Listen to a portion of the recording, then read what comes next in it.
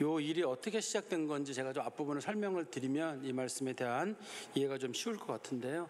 원래 사도 바울이 제3차 전도 여행을 마치고 예루살렘에 와서 예루살렘 사람들에게 연보를 전해주러 왔었습니다. 근데 당시에 유대인들이 사도 바울을 죽이려고 해가지고 당시에 천부장이었던 루시아가 예루살렘에 있으면 안 되겠다 싶어가지고 당시에 총독 벨릭스가 있는 가이사라로 옮겼습니다. 사도 바울을요.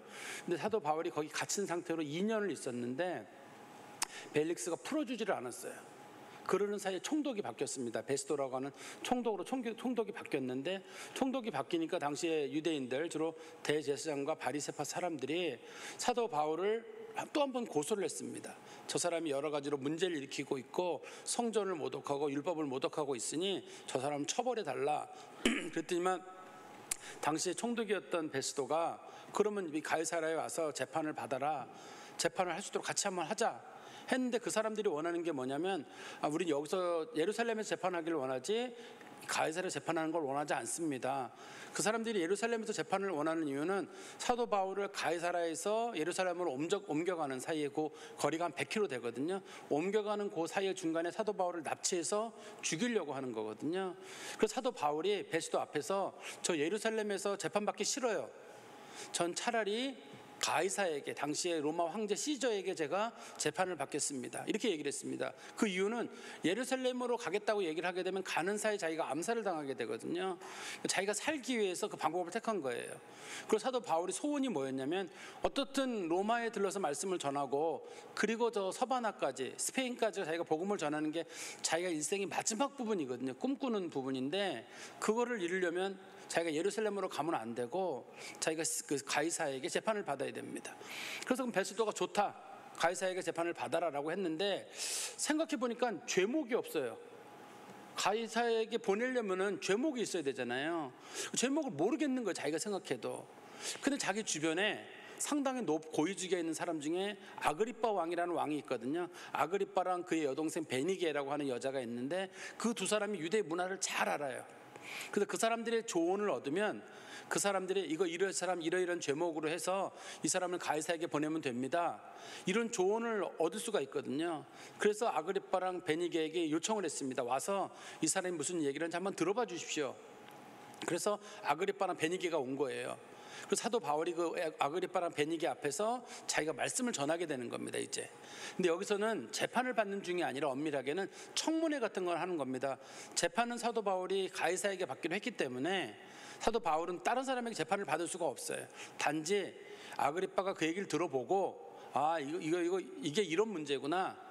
왜냐하면 이게 베스도라고 하는 사람은 로마 사람이라 유대인들의 그 상세한 부분을 잘 모르거든요. 근데 아그리빠가 유대인이기 때문에 잘 알아요. 이거를 잘 알고 있기 때문에 아그리빠에게 조언을 구하려고 오늘 아그리빠 앞에서 사도 바울이 연설을 하는 거예요. 근데 이 연설이 굉장히 길어요. 길기 때문에 뒤에도 보면 계속적으로 아그리빠에 대한 이야기가 계속적으로 나오거든요. 상당히 깁니다. 이 부분이 길어서 사도 바울이 자기 얘기가 좀 길 거라고 얘기를 합니다. 이 본문 중에서 내 얘기가 좀 길 거니까 이해해달라, 이렇게 얘기를 하죠. 우리 한번 26장 1절에 보겠습니다. 아그리빠가 바울에게 이르되 너를 위하여 말하기를 내가 허락하노라. 옛날에는 누가 무슨 말을 하려면 짐이 너에게 말하기를 허락하노라, 이렇게 해야지 말을 하는 거지 제가 말하겠습니다 먼저 하면 안 되거든요. 그러니까 아그리빠가 왕이거든요. 왕이기 때문에 바울아, 내가 너한테 허락하니까 말을 해라, 이렇게 얘기를 한 겁니다. 그랬더니만 이에 바울이 손을 들어 변명하되, 이 손을 들어라는 이런 표현이 여러 가지로 해석이 될 수가 있어요. 우리는 손을 들어 그러면 마치 선서하는 듯한 느낌이 들잖아요. 선서, 나 바울은 이렇게 얘기하겠습니다, 이것도 손을 드는 거고, 또 성경에 보면 손을 들어란 말이 여러 개가 나옵니다. 우리 그 사도행전 12장에 보시면, 사도행전 12장에 보시면 당시에 헤롯이 그 유대인들을 죽이려고 할 때 그때 손을 들어라는 표현이 있습니다. 한번 12장 1절에 보세요. 그때 헤롯이 손을 들어 교회 중에서 몇 사람을 해하려 하니, 이런 표현이 있잖아요. 여기서 손을 들어란 말은 폭력적인 행동을 하겠다, 이런 뜻입니다. 이 단어의 뜻이 똑같은 손을 들어지만 여기서는 손을 들어 저들을 죽이려고 하며, 그러면은 폭력적인 방법으로 죽이려 한다는 그런 뜻이고, 그러나 12장 12장 17절 말씀해 보시면 12장 17절 한번 보세요. 거기 이렇게 되어 있습니다. 베드로가 그들에게 손짓하여 조용히 하게 하고, 여기도 손을 들어라는 뜻이거든요. 원래 손을 들어 조용히 하게 하는 말의 뜻은 이렇게 손을 들어서 이렇게 표현하는 것도 있단 말이에요. 근데 오늘 본문에서 바울이 손을 들어 변명하였다, 이 말은 선서했다는 말보다는 우리가 이제 어디 가서 인사할 때 전하하고 손 이렇게 들고 인사하잖아요. 바울이 예의를 다해서 아그리빠에게 격려를 하고 나서 말씀을 전했다, 이렇게 보는 거예요. 똑같은 손을 들어라는 표현이지만 여기서 손을 들어란 말이 격려를 하고 나서 말씀을 전했다, 이렇게 설명할 수 있습니다. 2절입니다. 아그리빠 왕이여, 유대인들이 고발하는 모든 일을 오늘 당신 앞에서 변명하게 된 것을 다행으로 여기나이다.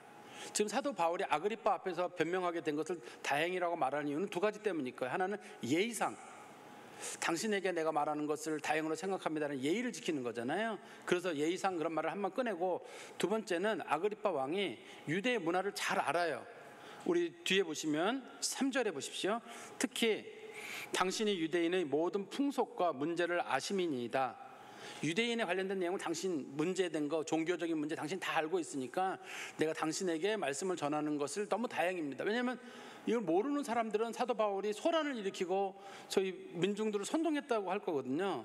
그렇지만 상황을 잘 아는 사람들은 바리새인들이 사도 바울을 죽이려고 하는 거야. 저건 사실 종교적인 관련된 내용이지 저게 폭동은 아니야, 이걸 알 거거든요.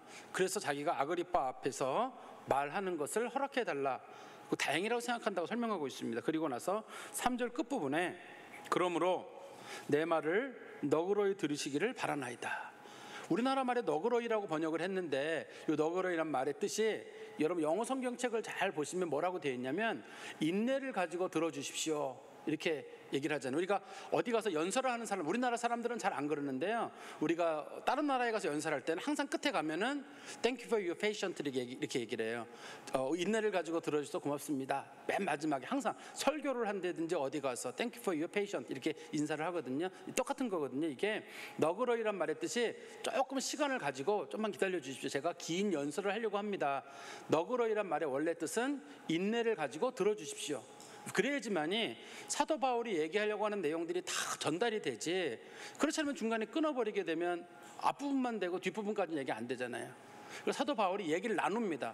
이제 오늘 본문에서는 자기가 다메섹으로 가서 회심하기 전까지 얘기해요. 이제 다음에 우리가 볼 내용은 사도 바울이 자기가 회심했던 내용, 복음 전하는 내용, 고발당한 내용 순서적으로 얘기를 하거든요.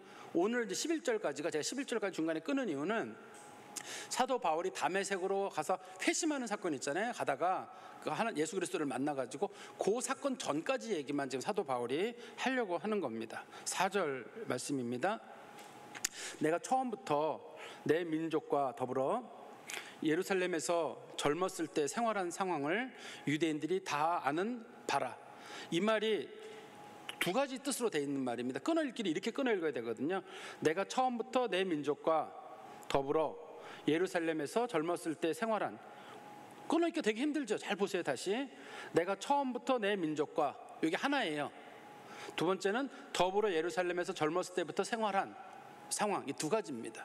그럼 이런 얘기를 왜 꺼내냐면 사도 바울이 고향이 길리기아의 다소라고 하는 터키 지방이에요.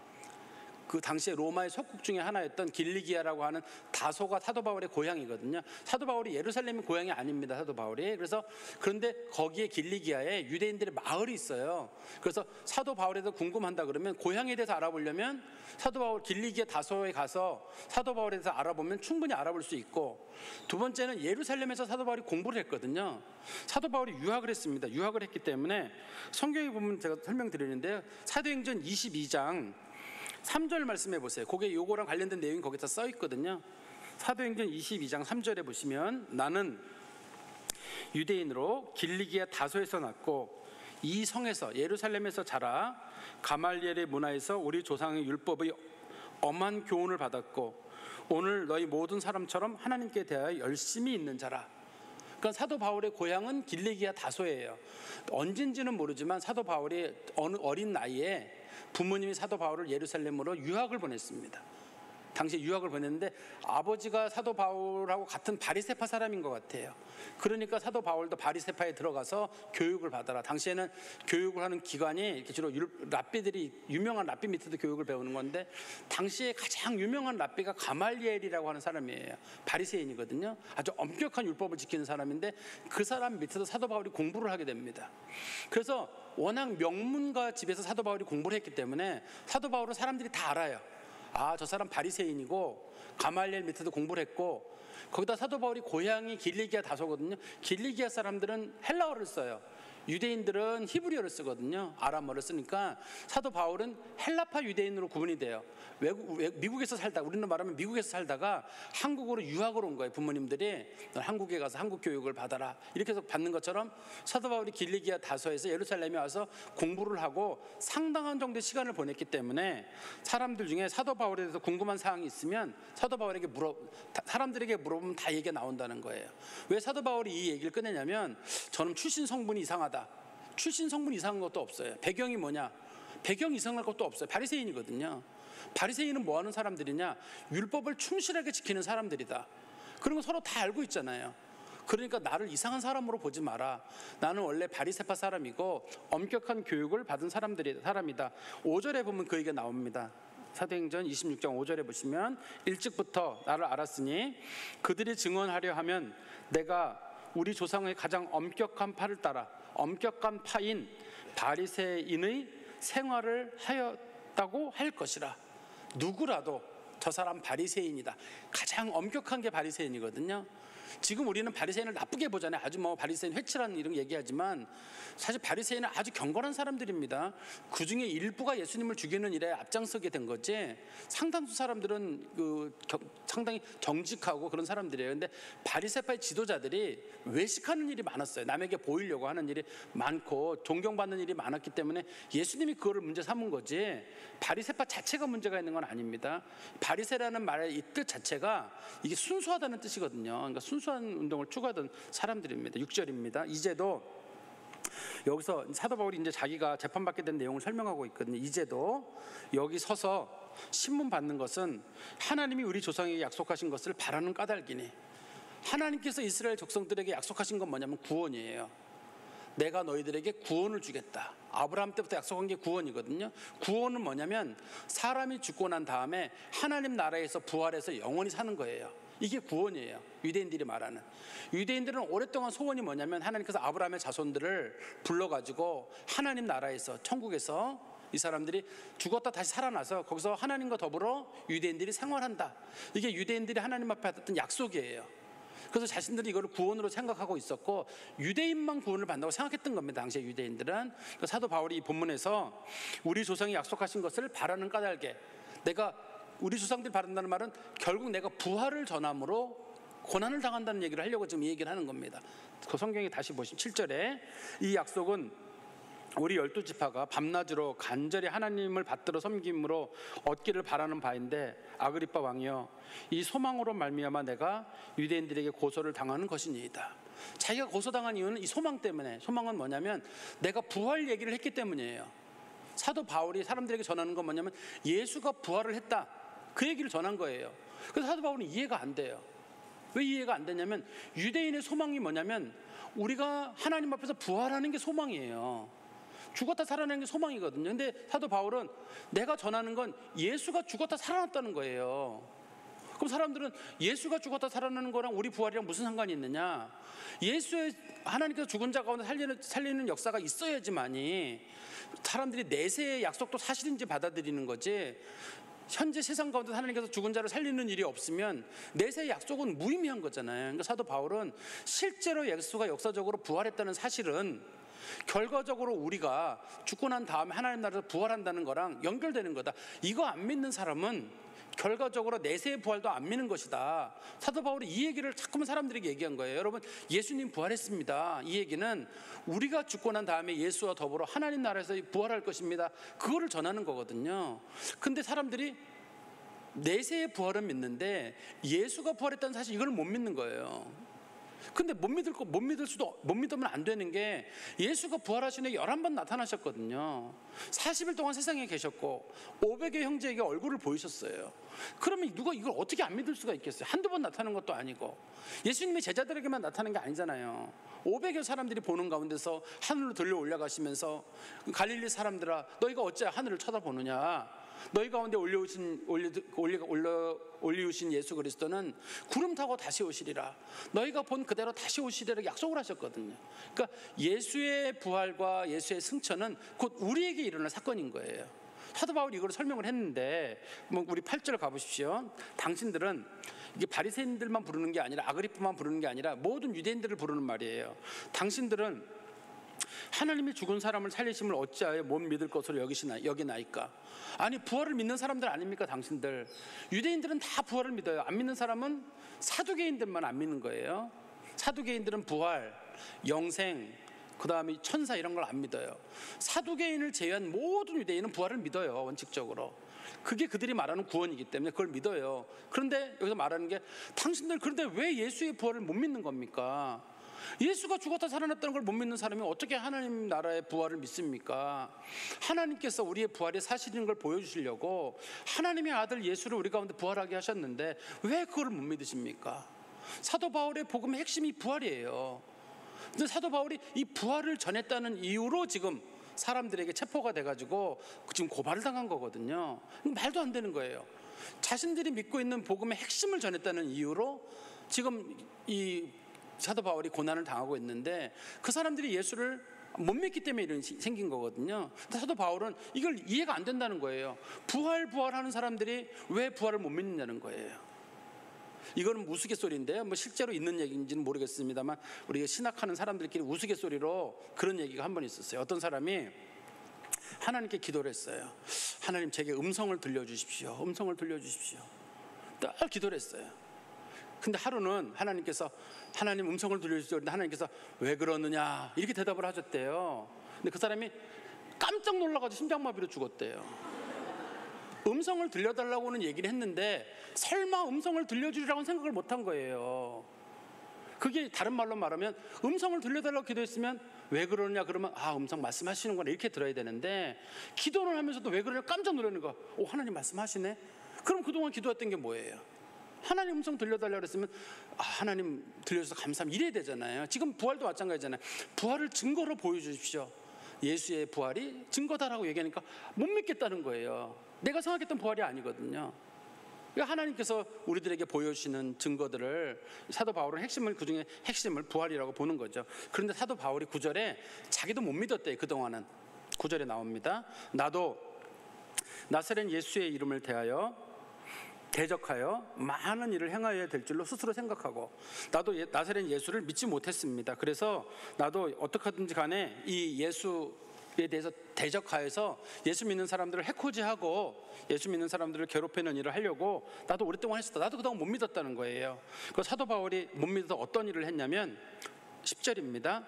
예루살렘에서 이런 일을 행하여 대제사장들에게 권한을 받아가지고 많은 성도들을 옥에 가두고 사도 바울이 했던 일이 여기 4가지가 나옵니다. 예수 믿는 사람들을 옥에 가뒀어요. 그리고 두 번째는 또 사람들이 그들을 죽일 때 찬성 투표를 했습니다. 요거는 사도행전 7장에 보시면 스데반이 죽을 때 사도 바울이 거기 찬성을 하고 사람들이 옷이 크니까 옷을 벗고 사도 바울을 스데반을 돌로 때려 죽였거든요. 우리 성경 말씀 보실까요? 거기 성경 말씀 보시면 그 장면이 나오는데요. 사도행전 7장 55절부터 58절에 보시면 사도행전 7장 55절 58절입니다. 스데반이 성령 충만하여 하늘을 우러러 주목하여 하나님의 영광과 및 예수께서 하나님 우편에 서신 것을 보고 말하되 보라 하늘이 열리고 인자가 하나님 우편에 서신 것을 보노라 한데 그들이 큰 소리를 지르며 귀를 막고 일제히 그에게 달려들어 성 밖으로 내치고 돌로 칠세 증인들이 옷을 벗어 사울이라 하는 청년의 발 앞에 두니라. 이렇게 됐잖아요. 사도 바울이 직접 누구를 죽인 적은 없어요. 죽은 적은 없지만 사람들이 죽이려고 하던 죽이니 나 찬성한다. 그리고 사람들이 죽일 때 그 옷을 자기가 보관을 해줬어요. 옷 벗고 맘 덮고 돌 던져서 죽여라. 당시에 돌은 큰 돌, 사람 머리통만한 돌이거든요. 그걸 던져가서 스데반을 죽일 때 사도 바울이 거기에 있었어요. 사도 바울이. 그러니까 사도 바울이 했던 것이 하나는 사람들을 옥에 가두거나 그다음에 사람들을 예수 믿는 사람들을 죽일 때 그때 그 옆에서 그 도와주는 일을 사도 바울이 했고 11절입니다. 또 모든 회당에서 여러 번 형벌하여 강제로 모독하게 하는 말을 하고 예수 믿는 사람들 잡아놓고 고문을 했어요. 회당에서 당시에 고문을 해가지고 너 예수 믿을래 안 믿을래? 믿는다 그러면 죽이고 안 믿는다 그러면 살려주고. 근데 사도 바울의 계획이 틀어졌어요. 당시 바리새인들은 분명히 이 사람들을 때리고 고문하고 죽이면 이 사람들이 예수 안 믿는다 그럴 줄 알았어요. 근데 이상하게 하나같이 죽는데 예수 믿는다고 하는 거예요. 이게 사도 바울이 회심하게 되는 직접적인 동기입니다. 그러니까 다메섹으로 가는 사건만이 있는 게 아니라 저 사람들이 죽는데 분명히 자기들이 돌로 때려 죽이고 감옥에 갇히고 말만 하라는 거예요. 안 믿는다고 말만 하라는 거, 모독하라는 말을. 근데 예수 안 믿는다, 우리가 전하는 것도 가짜다, 부활도 가짜다, 이런 얘기만 하면 살려준다는 거예요. 근데 사람들이 하나같이 죽겠다는 거예요. 근데 그 죽이는 방법이 이만한 돌멩이를 들어가서 때리고 죽이는 거라서 누구라도 무서울 텐데 모르겠어요. 소수의 사람들은 어떤지 모르겠는데 대다수의 사람들은 죽겠다는 거예요. 그냥 원래 이 사람네들이 예수를 안 믿겠습니다, 부활은 가짜입니다, 이런 얘기를 하면 아무개가 부활을 가짜라고 했다라고 소문을 내면 되거든요. 근데 사람들이 하나같이 진실이라는 거예요. 그리고 죽이라는 거예요. 그리고 또 죽는 거예요, 이 사람네들이. 이게 신앙이에요. 이게 신앙이라고 하는 것이 내가 믿고 있는 예수 그리스도의 부활의 문제를 이 사람들은 목숨 걸고 믿었던 거예요. 이게 지금 우리는 이 부활 신앙이 약해요. 그렇지만 그 사람들은 그때 부활의 목격자들이었잖아요. 부활의 목격자들이었고 부활을 본 사람들이기 때문에 우리가 부활이 사실인지 어떻게 하냐면 이 사람들이 부활을 보고 나서 죽은 거예요. 왜냐하면 내가 죽으면 영광 가운데 부활할 거거든요.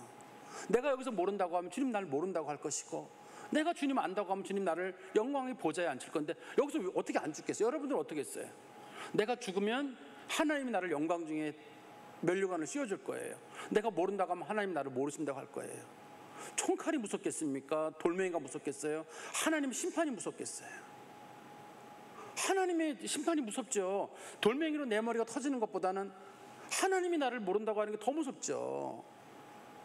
뭐가 제일 값진 일이에요? 세상에서 생명 몇십 년 더 사는 것보다 하나님 나라의 영광 가운데 있는 거예요. 왜냐하면 예수께서 부활하시고 사시다가 승천하신 장면을 봤는데 내가 그 모습 그대로 올라갈 거거든요.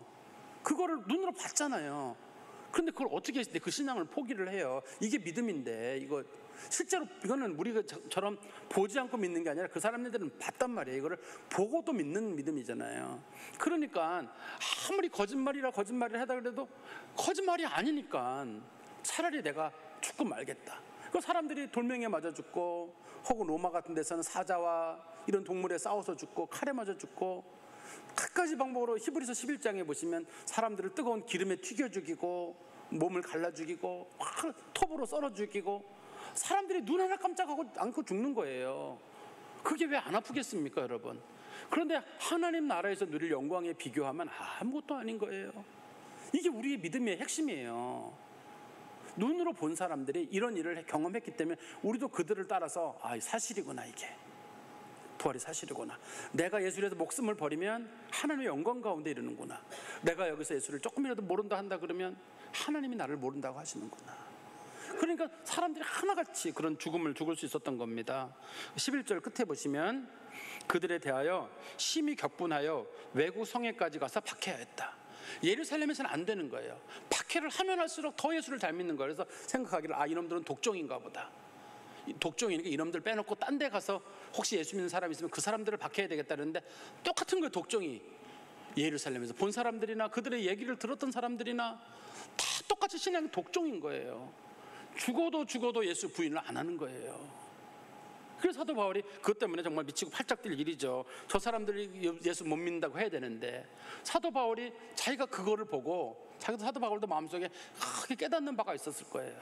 그때 하나님께서 나중에 사도 바울 다메섹으로 가는 일에 회심 사건이 일어나는 게 이제 다음에 우리가 봐야 될 부분이거든요.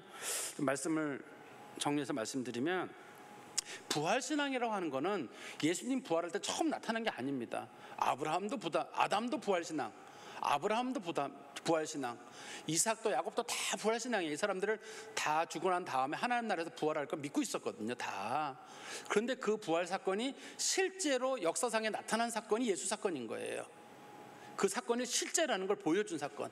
그래서 예수의 부활이 기독교의 사실성을 증명하고, 부활이 아니면 기독교는 무너지는 거예요. 예수께서 죽은 자 가운데 3일 만에 부활하셔서 잠자는 자들의 첫 열매가 되셨고, 많은 형제에게 보이시고 부활 승천하신 그 모습을 우리는 알고 있기 때문에, 부활신앙이라고 하는 것이 어느 날 갑자기 나타난 사건이 아니라 오래전부터 있던 그 믿음이 현실화된 사건이었구나. 그러니까 이거 기독교인들만 부활을 믿은 게 아니라 과거에 아브라함부터 다 믿었던, 아담 때부터 믿었던 신앙인 거예요, 이거를. 그리고 두 번째는 초대교회 성도들이 절대 예수를 모독하지 않았어요. 절대 예수를 모독하지 않아요. 내 목숨 살려고 예수 모른다는 말을 안 한 거예요. 우리가 어떤 일이 있더라도 예수님이 항상 먼저예요. 옛날에 그 트럼프가 대통령 나왔을 때인가 그 사람 아메리칸 퍼스트라는 말 했었잖아요. 미국이 우선이다 그랬는데 우리는 크라이스트 퍼스트예요. 예수님 제일 먼저예요. 선택의 여지가 놓일 때는 항상 예수님 먼저. 그게 신앙이에요. 예수 그리스도가 항상 제일 먼저 선택의 여지가. 절대 예수님 부인하면 안 돼요. 큰 돈이 오가고 명예가 오가고 엄청난 게 오가더라도 항상 예수님 제일 먼저 여러분들 믿으셔야 합니다. 그리고 예수가 부활하셨기 때문에 우리의 부활도 허상이 아니에요. 우리가 헛것 잡는 게 아닙니다.